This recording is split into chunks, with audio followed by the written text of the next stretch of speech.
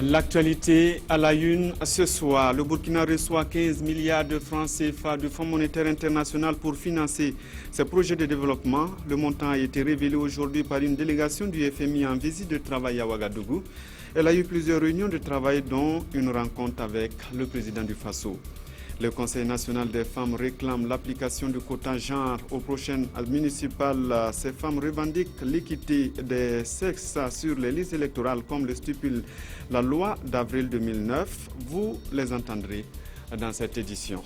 Leonardo DiCaprio est le grand vainqueur des Oscars. Il a été élu meilleur acteur de l'année 22 ans après sa première nomination.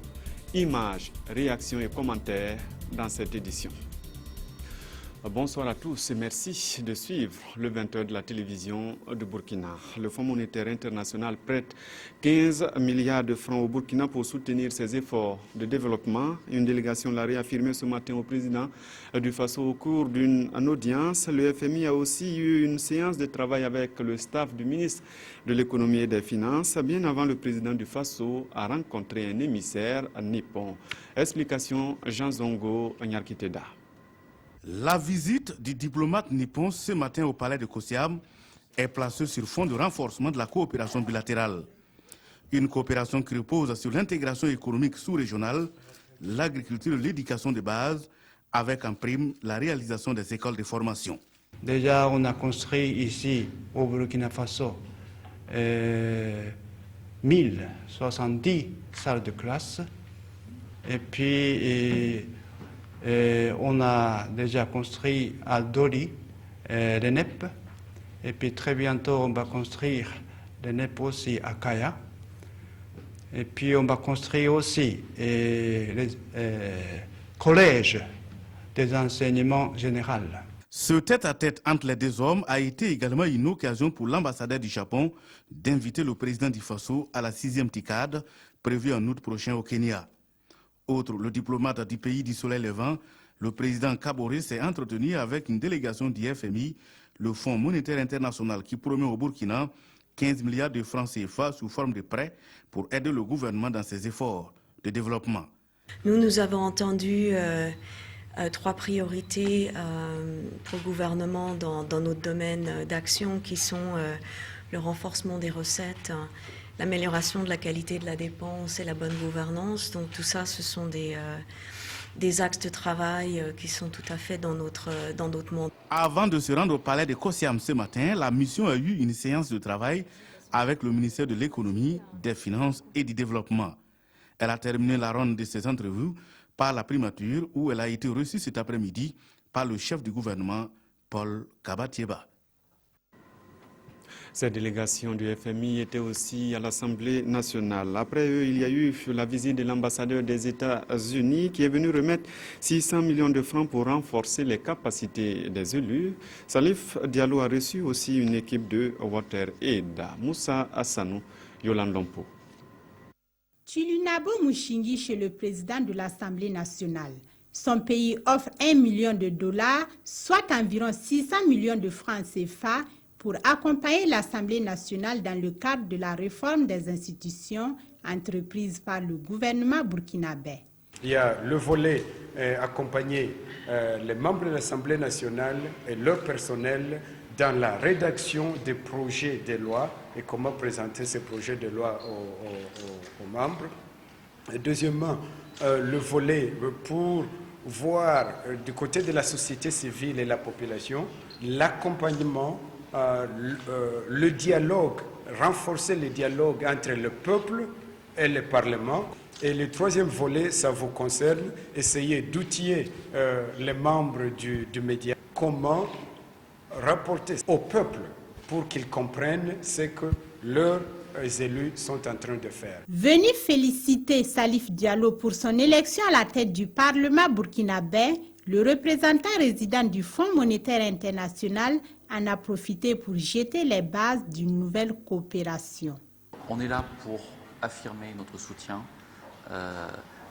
mais notre soutien, il pourra être financier. On en reparlera probablement au cours de la mission plus lourde qui aura lieu fin mars, mais il est aussi qualitatif.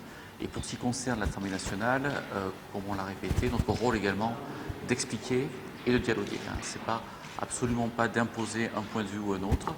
Le dialogue, l'explication, aussi bien économique que technique, peut, on le croit, arriver à surmonter l'ensemble des incompréhensions. À la suite de Jean-Baptiste Lehen, le directeur international des programmes de WaterAid a rendu une visite de courtoisie à Salif Diallo.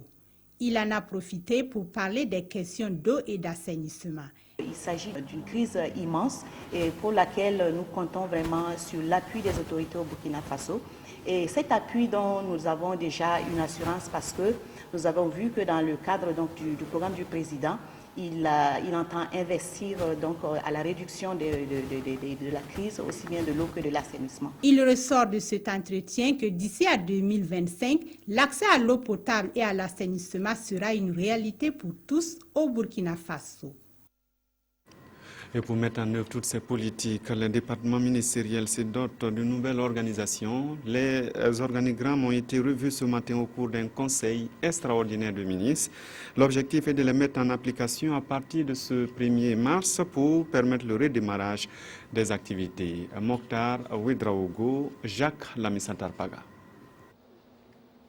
Il s'agissait donc de permettre, notamment à cause des redécoupages, des fusions qui ont été opérées, de rendre au 1er mars tous les ministères opérationnels.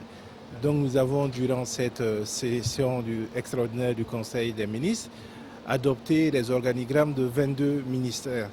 Et donc ça permettra donc très prochainement de mettre les personnes différentes au poste de fonction nécessaires, mais surtout de remettre tout le gouvernement dans le sens des atteintes des objectifs qu'il a définis. Il est clair qu'effectivement, dans les jours à venir, certaines nominations seront faites. Je pense que ça tient à un certain nombre d'impératifs, parce qu'il y a des nouvelles directions, par exemple, qui apparaissent, d'autres qui disparaissent. Il y a certainement aussi le fait que pour les questions administratives, à partir du moment où on a mis en place un organigramme, même certaines personnes qui étaient déjà en fonction ont besoin d'être confirmées dans ces fonctions-là. Donc forcément, dans les conseils à ministres à venir, les 2 prochains, je suppose, il y aura énormément de nominations, mais qui n'impliquent pas forcément des bouleversements majeurs en tout cas. Il faut savoir aussi qu'un certain nombre d'éléments ont été priorisés. Il s'agit d'éviter les doublons. Il s'agit de rendre l'administration extrêmement fonctionnelle. Donc il y a par exemple la proposition de secrétaires généraux adjoints qui a été adoptée, mais pour des ministères de façon extrêmement précise, et c'est le président du FASO lui-même qui fait l'arbitrage pour ces situations-là. Il y a notamment des fonctions qui ont totalement été mises de côté pour permettre notamment une plus grande performance de l'administration. Le groupe parlementaire MPP fait le bilan de ces journées parlementaires tenues ce week-end à Koudougou. À cette rencontre avec les médias, les élus nationaux du mouvement du peuple pour le progrès ont parlé de la répartition des postes à l'Assemblée nationale dénoncée par les groupes parlementaires de l'opposition. Souleymane Sanou, Adama Koulibaly. Face aux journalistes, il a été question pour le Présidium de faire le bilan des journées parlementaires marquées par la décision de permettre aux militants de base de choisir leur candidat pour les élections locales. Des journées qui ont permis de débattre de plusieurs questions d'actualité, notamment celle des Koglowego.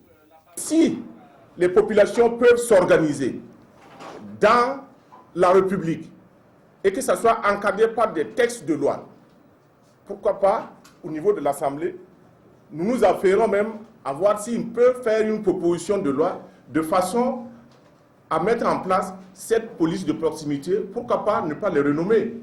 Mais si, pour le moment, ce sont des structures qui arrivent à régler les questions sécuritaires à la base, sans qu'il n'y ait trop de bavures, il appartient à l'État de créer les conditions pour encadrer ces structures. Un autre point abordé, celui de la répartition des postes de responsabilité à l'Assemblée nationale ainsi que dans les parlements communautaires. Des partis de l'opposition reprochent au MPP de s'être accaparé de l'essentiel des postes. Le parti s'en défend avec quelques chiffres à l'appui. Sur les 27 postes de responsabilité au niveau des 6 commissions, 17 postes sont octroyés à la majorité et 10 à l'opposition. Pour les parlements communautaires, sur 46 postes disponibles, le MPP a pris 24, l'opposition 15, le groupe Burkinlum 7. Le parti a aussi évoqué la création de 2 commissions d'enquête parlementaire, l'une pour faire la lumière sur les richesses minières et l'autre pour faire le diagnostic du foncier aussi bien rural qu'urbain au Burkina Faso. Pour la première fois, des indépendants ont pris part aux législatives qui ont vu justement la victoire du MPP. Au bilan, c'est un échec pour la plupart des candidats, faute de moyens et de temps de préparation, expliquent les intéressés, mais ils comptent se relancer au municipal. Konsoun Koulibaly, Draman Guéné. Première expérience infructueuse pour tous les 19 représentants d'indépendants aux législatives de 2015.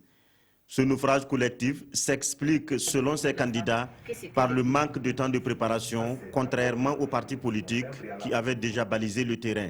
Les regroupements d'indépendants ont pu avoir leur récépissé juste à partir du 3 août 2015.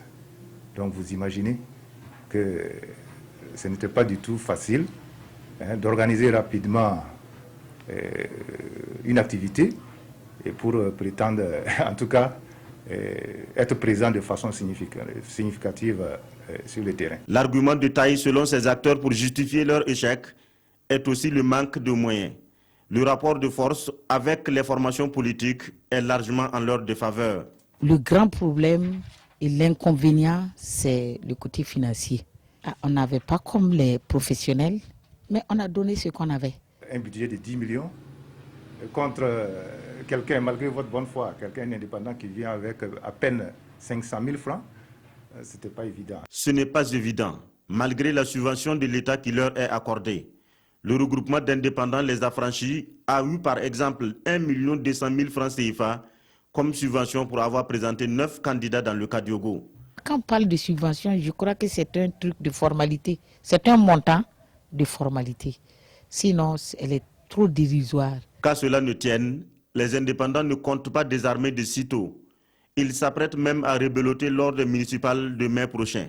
J'ai déjà arrêté la liste, puisque ce n'est pas beaucoup, c'est mon arrondissement. Ça regroupe 5 secteurs. Et j'ai déjà les listes. Et j'ai envoyé mon fils même ce matin d'aller à la CENI pour demander quand était l'ouverture et la fin des dépôts. Et il m'a fait savoir que c'était du 3 au 14. À la présidentielle aussi, 3 indépendants étaient au départ, mais à l'arrivée, encore la déception. Sur 14 candidats, le premier indépendant arrive en 9e position avec 1,23% de voix.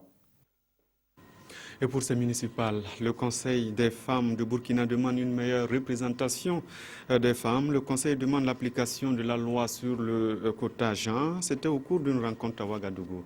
Roger Kam, Bouma Ernest Nebié. Le Conseil des femmes du Burkina Faso souhaite une meilleure représentativité des femmes sur les listes du scrutin municipal du 22 mai prochain. D'où cette rencontre avec les acteurs clés des élections, avec en ligne de mire le plaidoyer pour une meilleure application de la loi sur le quota genre votée en avril 2009. On souhaiterait que la loi soit appliquée de façon rigoureuse. On ne demande pas plus que la loi. On demande la loi et la loi dit qu'il faut un minimum de 30% de l'un et de l'autre sexe. Ça veut dire qu'on peut avoir au moins 30% d'hommes ou 30% de femmes. C'est de ça qu'il s'agit. Voilà, on a les mêmes droits. Pour le Conseil des femmes de Burkina Faso, le jeu en vaut la chandelle car les élections passées, la loi n'a pas été appliquée avec rigueur. Plusieurs insuffisances ont été constatées. Des insuffisances consignées dans ce rapport et remis séance tenante aux acteurs du processus électoral. Le Conseil entend mener des séances de sensibilisation des partis politiques pour atteindre son objectif. La participation des femmes à ces élections et au sein des institutions rurales. Voici le vœu de l'Association pour la promotion féminine de Gawa. Elle a réuni ses membres pour un forum sur le leadership. Objectif, renforcer leurs capacités pour les élections municipales prochaines. Adamou Sebgo, Christophe Da. Ce sont les fruits de production et de transformation des femmes du Sud-Ouest qui sont donnés à voir à ce forum par l'Association pour la promotion féminine de Gawa. La PFG croit dur comme fer à l'autonomisation économique des femmes et en a fait depuis 2008 sa priorité. En 2008, elle a passé à un autre cap qui est de faire de l'autonomisation de la femme une réalité. Et c'est comme ça qu'elle a pu obtenir 20 millions de crédits et qu'elle a pu rembourser en 5 ans les 20 millions de crédits et a pu toucher aujourd'hui, en 2016, plus de 3400 femmes. Nous avons compris que sur le terrain, les femmes se battent. Et au lieu de rester à l'ombre, nous avons créé même des femmes qu'on appelle les invisibles. Et ce sont les invisibles que vous voyez aujourd'hui. Les femmes invisibles sont celles qui n'ont d'autre soutien que celui de l'APFG, avec qui elles mènent le combat contre la pauvreté rurale et l'insécurité alimentaire. Dans le sud-ouest, les femmes représentent 53% de la population. Cette frange importante de la population est parfois ignorée. Les droits sont bafoués. Cependant, elles travaillent d'arrache-pied pour booster l'économie de la région. Le témoignage est là ce matin. Je pense que c'est l'occasion pour nous de féliciter et de remercier l'APFG. L'APFG qui entend rester sur sa lancée de promotion du leadership féminin dans les organisations paysannes compte tenir la 3e édition du prix Bodan en marge de ce forum. Un forum qui a enregistré la présence de femmes leaders des régions de Bunkani en Côte d'Ivoire et de Wa au Ghana, venues partager leurs expériences avec leurs homologues du sud-ouest du Burkina. Pour leur autonomisation, les femmes de Fada veulent mettre fin à certaines pesanteurs sociales. Les mariages forcés ou précoces. Une marche a été organisée pour dire stop à ces pratiques. La marche silencieuse a permis à l'ONG Christian Children Fund Canada d'attirer l'attention des autorités politiques, coutumières et religieuses ainsi que les populations. Amidou Lankwande, Lambert Soma. Le temps d'une marche silencieuse, les populations de la région de l'Est disent non au mariage forcé et ou précoce. Une marche en silence pour traduire les douleurs qui vivent de nombreuses filles de la région, classées dans le peloton de tête dans la pratique de ce phénomène. À travers le mariage forcé, on bloque l'éducation de la jeune fille et on bloque vraiment son ascension, le rôle qu'elle doit jouer dans la société. Après un détour dans quelques artères de la ville, les marcheurs se retrouvent à la place de l'unité de Fada. Là, autorités administratives, coutumières et religieuses soutiennent cette initiative de Christian Children Fund of Canada.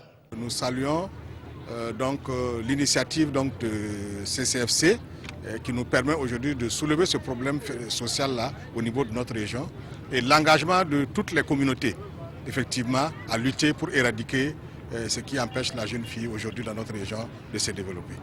Au cours de cette cérémonie, les lauréats du jeu sur les meilleurs slogans des scolaires en rapport avec la lutte contre les mariages forcés et précoces ont été récompensés. Quand on m'a parlé du mariage forcé, j'ai tout de suite pensé à ma cousine. J'ai une cousine qui s'est mariée précocement. Et puis actuellement, elle est en train de souffrir dans son nouveau foyer. Donc, ça m'a inspiré, quoi. Avec un taux de prévalence de 67,3%, la région de l'Est est deuxième dans le classement des zones où les mariages forcés et ou précoces sévissent le plus. Le ministre des Ressources animales à l'écoute des éleveurs de la boucle du Mohon. Sur place, il a pu toucher du doigt les difficultés rencontrées par les acteurs. Il s'engage à apporter des solutions dans les jours à venir. Bakary Seri, Christophe Traoré, Nayalgdo, Paul Sawadogo.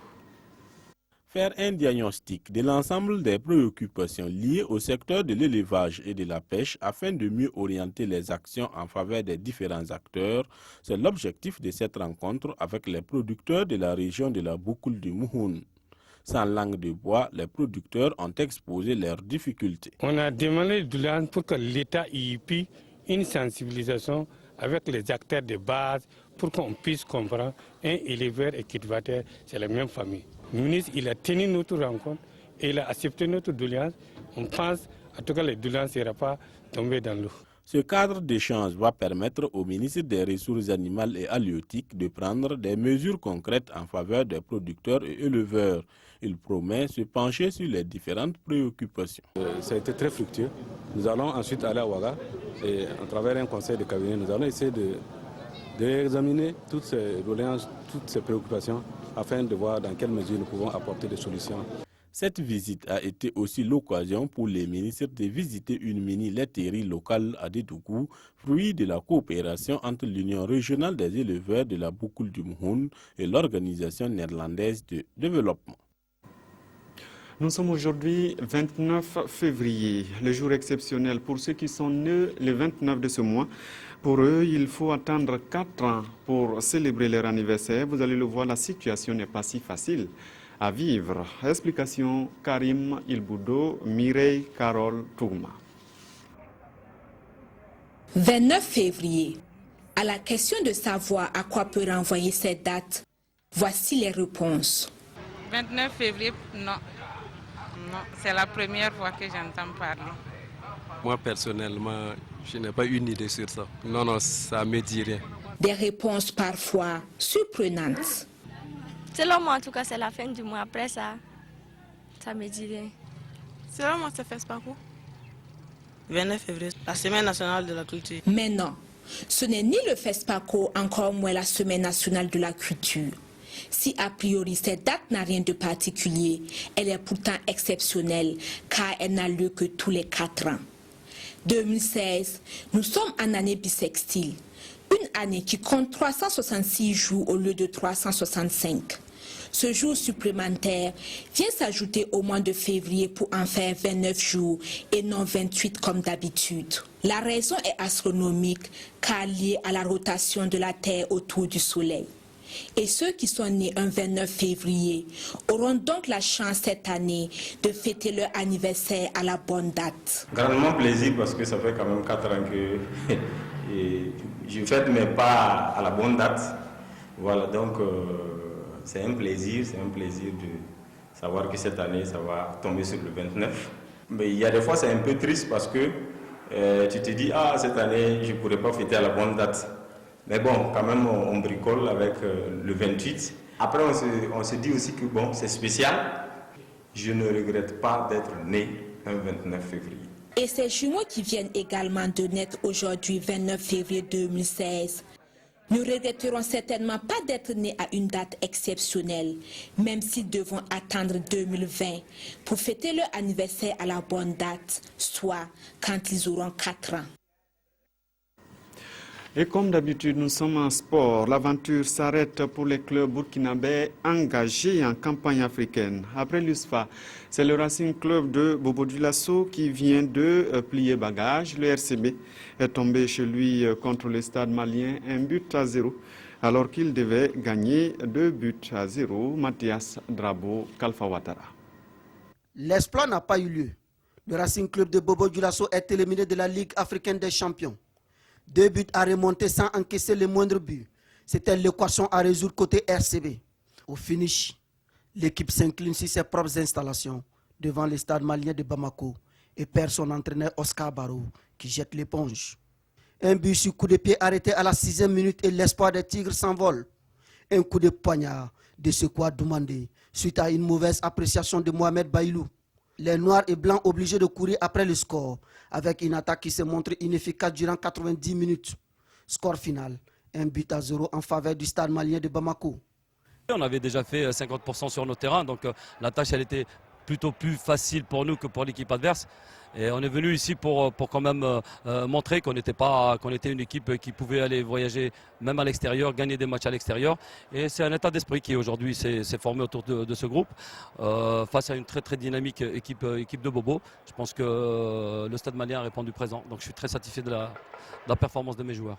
Mon premier objectif, c'était de pouvoir passer ces premiers tours après avoir remporté la Coupe du Faso et avoir été champion du Burkina, remporter la Super Coupe. Je pense qu'au Burkina, même si j'ai beaucoup encore à chercher, je voulais quand même m'essayer à ce niveau et voir à quel niveau on était.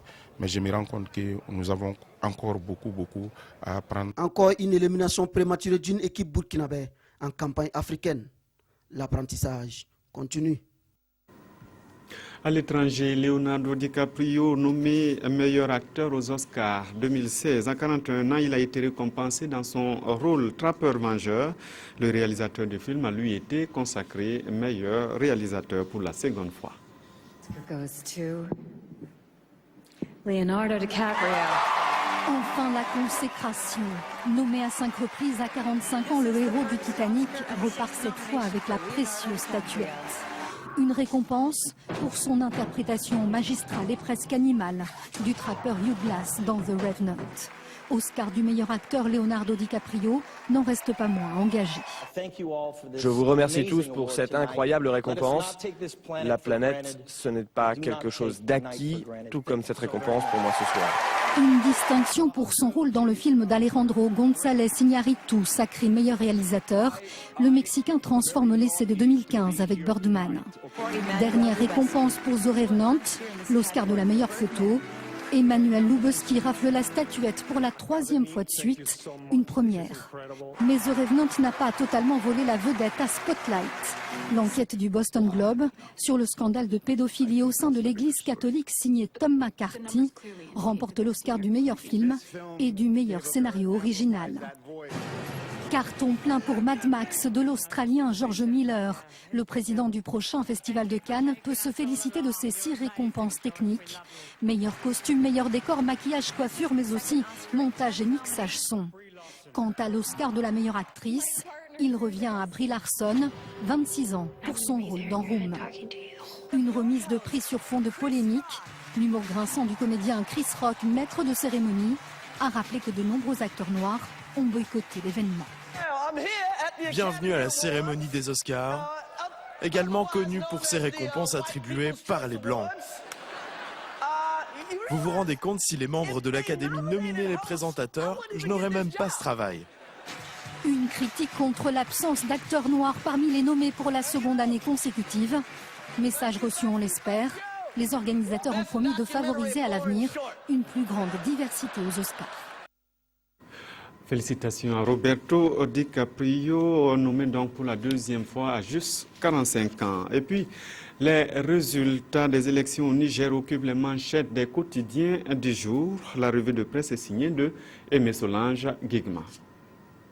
Élection présidentielle au Niger, le 4e coup KO n'aura pas lieu, peut-on retenir des écrits de nos confrères.